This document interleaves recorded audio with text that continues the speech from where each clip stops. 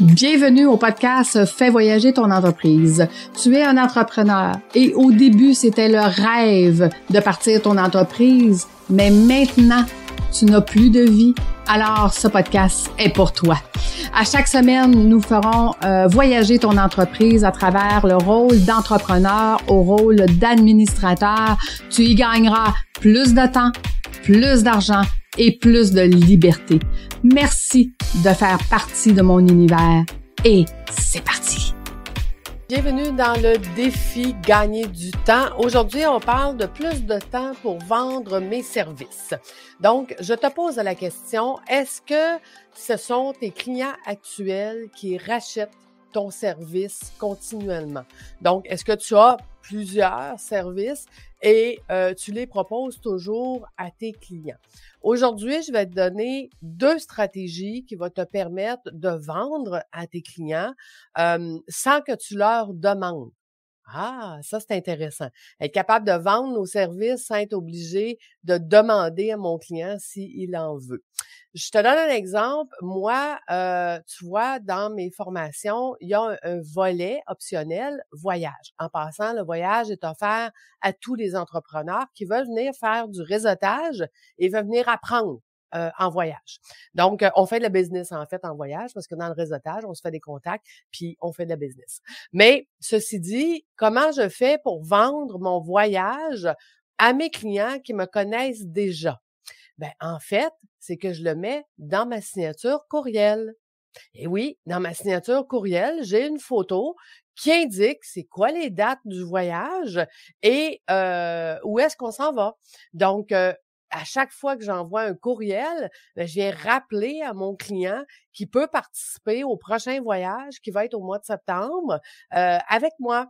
Donc, je n'ai pas besoin de lui demander, je n'ai pas besoin de lui offrir ou de lui parler. Il le voit à chaque fois que je suis en communication avec lui ou avec elle.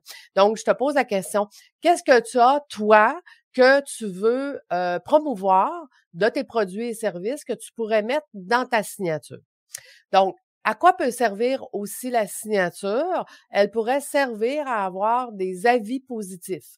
Donc, souvent, dans ma signature courriel, je vais mettre de l'information où je vais guider mes clients à aller voir telle ou telle chose. Donnez-moi un avis sur Google, donnez-moi un avis sur Facebook ou allez voir mon podcast, Fais voyager ton entreprise. Donc, je vais mettre plein de choses dans ma signature courriel que je vais changer régulièrement pour que les gens la lisent puis qu'ils voient que, oups, il y a un changement. Et donc, je viens promouvoir mes services et ça coûte absolument rien. Donc, voilà. Fait que je te laisse à ton défi de la journée. Va voir pour changer ta signature. Ah oui, là, tu vas me dire, Lucie, comment je fais? Ah oui, dans le tuto, je vais te montrer ça, mais ce matin, je vais essayer de t'expliquer quand même. C'est qu'en fait, tu vas cliquer sur Fichier. Tu vas aller sur Options. OK? Dans ton Outlook, là, je suis bien dans Outlook 365, je m'excuse. On clique Fichier, on clique Options, on clique Courrier. Et là, tu vas voir, tu as des options d'éditeur, l'orthographe et signature. Et donc, ça sera dans les signatures ici que tu viendras changer tes courriels. Et personnellement, j'ai beaucoup de signatures courriels différentes. J'en ai une pour aucune signature. Donc, ça veut dire que quand je fais juste répondre à un client, je veux pas qu'il y ait 3, 4, 5 fois la même signature, c'est plate. Donc, j'en ai une, aucune signature. Quand je réponds à un courriel et que mon client a déjà vu ma signature, à ce moment-là, j'utilise celle-là. J'ai une signature quand je réponds et j'ai une signature quand j'écris. Donc, chaque chose est différente, ce qui veut dire que si j'écris pour la première fois à quelqu'un, ça va être une signature, mais si je lui réponds, c'en est une autre. Donc, on peut utiliser nos signatures courriels pour venir promouvoir, venir parler de plusieurs choses, de plusieurs façons différentes. Donc, je te laisse à ton défi de la journée. Tu vas aller planifier tes courriels aujourd'hui, puis tu peux même mettre des images.